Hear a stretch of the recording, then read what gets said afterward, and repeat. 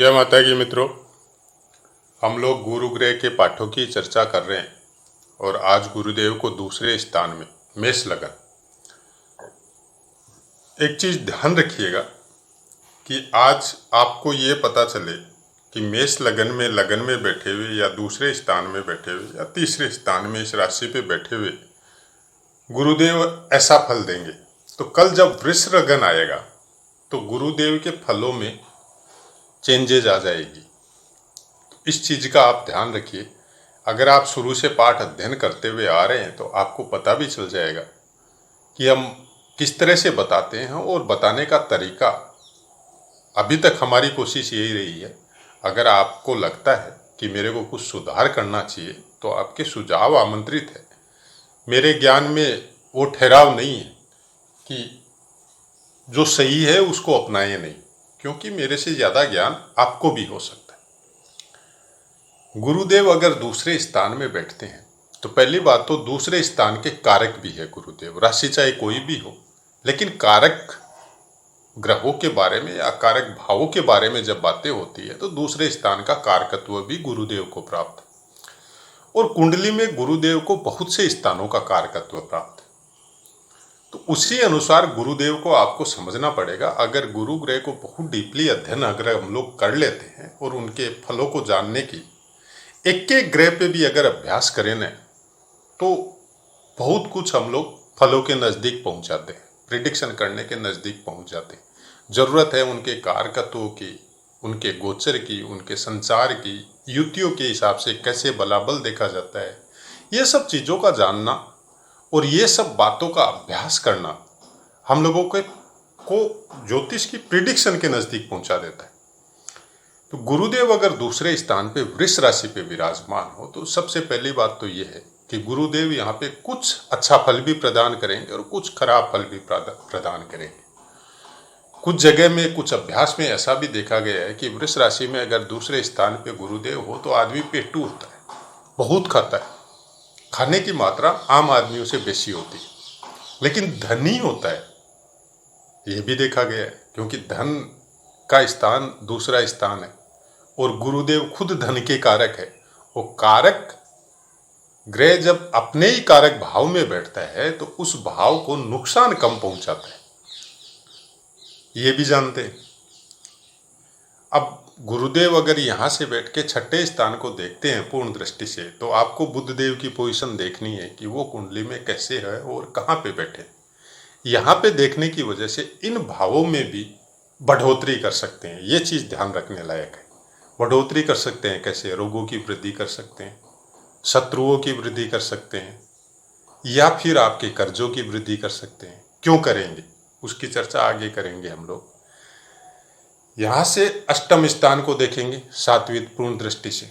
यहाँ पे देखेंगे तो आपके अंदर कुछ अच्छे ज्ञान की मात्रा या कुछ भीतर के ज्ञान, ज्योतिष से संबंधित ज्ञान, रहस्य से संबंधित ज्ञान, या वैसे ज्ञान जो तंत्र मंत्र से संबंधित भी हो सकते हैं, जिसको आम आदमी पसंद नहीं करते हो, उनके अंदर आपकी रुचि जागृत कर सकते हैं।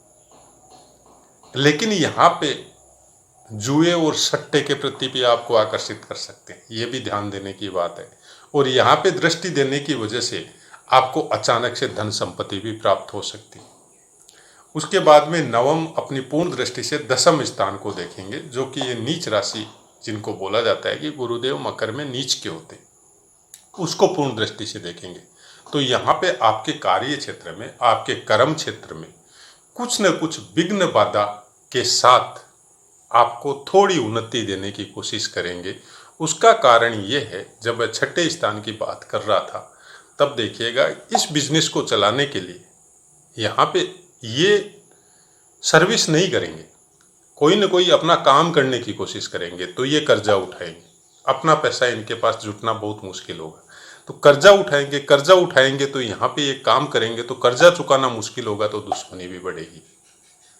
और ज़रूरत से ज़्यादा वर्क करने की वजह से, जो कि इनके अंदर क्षमता नहीं है, क्योंकि शरीर का फैलाव दूसरे स्थान में गुरुदेव बैठ के बहुत ज़्यादा कर देते हैं, तो वो रोग का भी कारक होंगे। अब अगर बुध देव की पोजीशन बहुत अच्छी हो या शनि देव की पोजीशन बहुत अच्छी हो तो इन फलों में कमी आ जाएगी। लेकिन अगर गुरुदेव स्वतंत्र प्रभार लेके है और बुध देव या शनिदेव भी कोई सपोर्ट कुंडली में नहीं कर रहा है, तब यहाँ पे ये आपको कुछ अच्छे फल और कभी कुछ बुरे फल, ये उतार चढ़ाव जीवन में चलता रहेगा। धन की भी मात्रा वो ही रहेगी जो भाग्यवश परिवारवश आपको मिली है, और उनमें भी धीरे धीरे कुछ न कुछ कमियां या कुछ न कुछ कमी आती रहेगी, क्योंकि आप फिर अग्रसर होंगे धर्म के प्रति कि मैं कुछ धार्मिक बनूं, या धर्म से संबंधित या ग्रह पीड़ा से संबंधित आपको कोई उकसाएगा, अपनी बातों में लेगा, तो फिर आप वो सब कर्म करेंगे तो धन की मात्रा वहां भी जाने का। हालांकि कोई गलत आदत नहीं होगी, लेकिन अपव्यय हो सकता है धन का, जो कि नहीं होना चाहिए। तो यहाँ पे गुरुदेव अगर बैठते हैं तो खासकर आपको ध्यान रखना पड़ेगा, कुछ आदतों में भी सुधार करना पड़ेगा, क्योंकि आपकी अपनी बुद्धि के अनुसार अगर काम करेंगे तो नुकसान उठाएंगे। तो या तो आप अपने परिवार के साथ रहें, अकेला रहना बंद करें, और आप जिस पे विश्वास करते हैं, जिसकी बात मानते हैं, जो आपके अपने हैं, आपके हित के विषय में सोचते हैं, उनकी बातों के अनुसार चलें।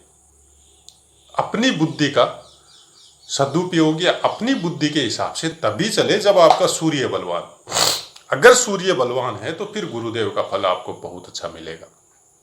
अब यहाँ पे सम राशि, तो सम राशि में 6 अंश तक ग्रह मृत रहेगा, 6 से लेकर 12 अंश तक वृद्धावस्था में रहेगा, और 12 से लेकर 18 अंश तक युवावस्था में रहेगा, 18 से लेकर 24 अंश तक कुमारावस्था में रहेगा, और 24 से लेकर 30 अंश तक बाल्यावस्था में रहेगा। उसी जो बोला गया उसी अनुसार आपको फल देने की कोशिश करेगा।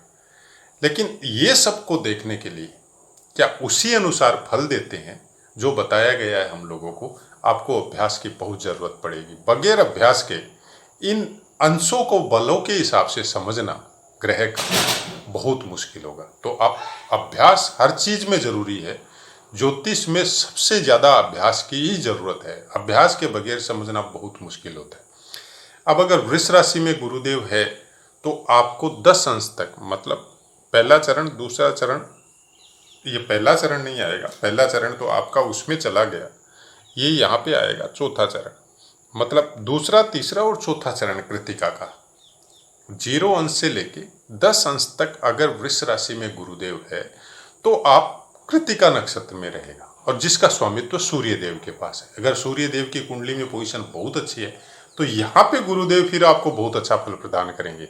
लेकिन परिवार के लिए थोड़ी मनमुटाव, परिवार के लिए थोड़ा दूरी, परिवार वाले, हालांकि आपके मन में परिवार के लिए कोई बुरा ख्याल नहीं रहेगा, लेकिन परिवार वाले आपको समझेंगे कि ये हम लोगों के लिए टाइम नहीं दे रहा है, हम लोगों से बात करने का या बैठने का या और कोई चीज़ के लिए सम्मिलित होने का आपके पास टाइम नहीं रहेगा, क्योंकि आपकी जो बुद्धि है वो बुद्धि आत्मबल में कन्वर्ट हो जाएगी, और आप बाहर कम ध्यान रखेंगे, भीतर ज़्यादा रखेंगे। मतलब आप रहस्य के प्रति, आप उस ज्ञान के प्रति जिस ज्ञान को प्राप्त करने के लिए आदमियों को कई जन्म लेना पड़ता है, उस ज्ञान के प्रति आप ज़्यादा आकर्षित होंगे। भीतर का ज्ञान आपको बहुत ज़्यादा होगा। हो सकता है आपको थ्योरिकल जो स्टडी वगैरह है वो आपकी कम हो, लेकिन भीतर में जो ज्ञान होता है, जिस ज्ञान के द्वारा आदमी अपनी और अपने परिवार या संसार की उन्नति करता है, वो ज्ञान आपके अंदर बहुत ज़्यादा मात्रा में रहेगा, और आपकी सोबत भी कुछ वैसे इंसानों के प्रति ज़्यादा रहेगी। उसके बाद में 10 अंश से लेके 23.20 डिग्री तक अगर गुरुदेव वृष राशि में है तो रोहिणी नक्षत्र में रहेंगे। रोहिणी नक्षत्र में चंद्रमा का स्वामित्व है, और चंद्रमा की प्लेसमेंट आपको देखनी है। हालांकि रोहिणी नक्षत्र में गुरुदेव रहने से आपका विकास जो है, खासकर पानी से संबंधित कुछ व्यापार हो, पानी से संबंधित कोई काम हो, या आपके चरित्र से संबंधित, चाहे सत्य, अहिंसा जिसको बोला जाता है, ईमानदारी, अपने वचनों पे पक्के, ये सब कारकत्व रोहिणी नक्षत्र के हैं, और उसी अनुसार आप अपना आचरण भी करेंगे और उसी अनुसार आप रहेंगे। तो रोहिणी नक्षत्र में अगर गुरुदेव है तो दूसरे स्थान में रहने की वजह से आपको बहुत अच्छे फलों की प्राप्ति होगी।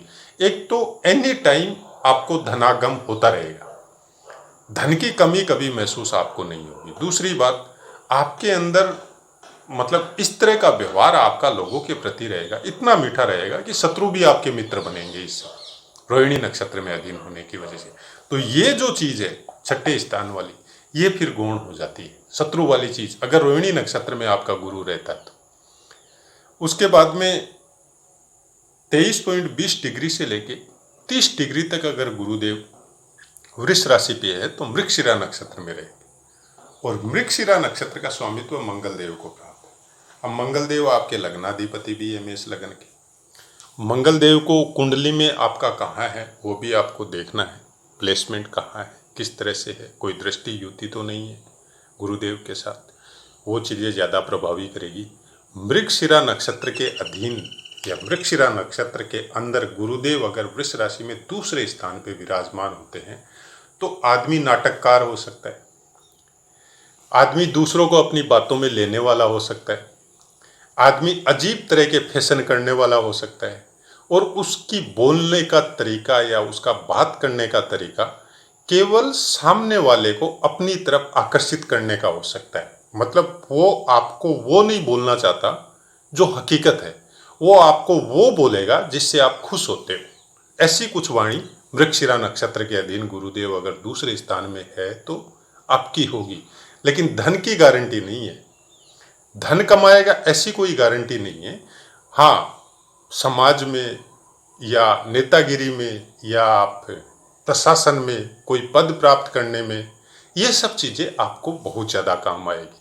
अगर बुध और मंगल की स्थिति बहुत अच्छी है तो मृगशिरा नक्षत्र में अगर गुरुदेव दूसरे नक्षत्र में पहले और दूसरे चरण में 23.20 डिग्री से लेकर 30 डिग्री तक है तो आपको प्रशासनिक पदों पे, आपको नेताओं से संबंधित कोई मंत्री पदों पे, ये सब चीज़ों पे आपको पहुंचा सकता है। ये सब जो स्टेटस है उसके नज़दीक या उसके समकक्ष। और अगर ऐसा नहीं भी होता है तो भी आपकी दिनचर्या या आपका व्यापार या आपका नौकरी कैसा भी हो सकता है, लेकिन इन सब के नज़दीक आप जरूर रहेंगे, कुछ न कुछ रिलेशन आपका बना हुआ रहेगा। हो सकता है परिवार की वजह से हो, परिवार में ऐसा कोई हो, या आपके फ्रेंड सर्कल में ऐसा कोई हो, तो कुछ न कुछ रिलेशन मृगशिरा नक्षत्र में बैठा हुआ गुरुदेव इन लोगों से आपका बना के रखता है। तो आशा है मित्रों पाठ समझ में आया होगा। कोशिश यही करता हूँ कि जो बताना चाहता हूँ वही बताऊँ, उसके अलावा कई बार मन होता है कुछ अलग बताने का, और कई बार आप जानते भी हैं कि अलग अलग दिन का अलग अलग गोचर का प्रभाव हर इंसानों पे होता है, आप पे भी होता है, मेरे पे भी होता है। तो कुछ बातें निकल के दिमाग में वो आ जाती है और उसको उसी समय बताने का कोशिश करता हूँ, क्योंकि फिर वो दिमाग से निकल सकती। तो कुछ बातें अलग भी बताता हूँ बहुत बार, और वो इसलिए बताता हूँ कि अगर हम लोग उनके अनुरूप या उनके हिसाब से अपनी दिनचर्या को ढालें तो हम लोगों को जो ग्रहों की पीड़ा बोल के जो फल भोगा जाता है वो बहुत अच्छा मिलेगा। अब दूसरा स्थान कभी मौका मिला तो अलग से पाठ बना के दूंगा आपको। दूसरा स्थान 12वां स्थान, 2 स्थान जो है लगन के इधर और उधर दोनों स्थान, इन स्थानों को न्यूट्रल समझे आप। ये स्थान कभी खराब फल नहीं देते, स्थान कभी खराब फल नहीं देते। उसमें जो ग्रह बैठे रहते हैं शुभ अशुभ क्रूर और पाप, उनका फल खराब होता है। अगर शुभ ग्रह बैठे हैं जैसे गुरुदेव बैठे हैं तो ये आपको खराब फल नहीं देंगे, शुक्र देव बैठे हैं तो वो आपको खराब फल नहीं देंगे। लेकिन अगर मंगल हो, सूर्य हो, शनि हो, राहु केतु हो तो ये अपने योगों की वजह से आपको अच्छे और खराब दोनों दे सकते हैं। लेकिन गुरुदेव और शुक्रदेव या बुध कुछ हद तक युति का ऊपर निर्भर है, या फिर चंद्रदेव शुक्ल पक्ष या कृष्ण पक्ष के ऊपर निर्भर है। तो ये सब ग्रह क्या करते हैं कि ये अपने खराब फलों को नहीं देके इन स्थानों पे अपने अच्छे फलों में कमी कर देते हैं। जो इनका बहुत अच्छा फल जो आपको प्राप्त होना चाहिए और किसी वजह से ये दूषित हो गए, किसी वजह से कोई ऐसी दृष्टि इन पे आ गई या युति इन पे आ गई, या इनके अगल बगल में कोई क्रूर या पाप ग्रह का संचार हो गया, तो ये अपने खराब फलों में वृद्धि नहीं करेंगे। ये क्या करेंगे, अपने अच्छे फलों में कमी कर देंगे। कमी करने की वजह से क्या होता है कि आपके पड़ोस में 2 आदमी है, आप इसको इस तरह से समझे कि आपके 2 दोस्त हैं, एक खराब प्रवृत्ति का है और एक अच्छी प्रवृत्ति का है। लेकिन कोई कारणवश अच्छी प्रवृत्ति वाला अगर चुप हो जाता है तो वो खराब प्रवृत्ति वाला आपको अपनी तरफ खींच लेगा, आपको अपने संस्कार देगा, आपको अपनी बातों से समझाएगा और अपने अनुरूप बना देगा। तो ग्रहों को कभी समझना ग्रहों के अनुसार, ये हम लोग भूल करते हैं। ग्रहों को हम लोग अगर अपने परिवार के सदस्य, अपने समाज के दोस्तों के बीच में अगर उसको समझने का कोशिश करें तो आपको साफ साफ नजर आएगा कि परिवार की धारणा क्यों की थी ऋषि मुनियों ने।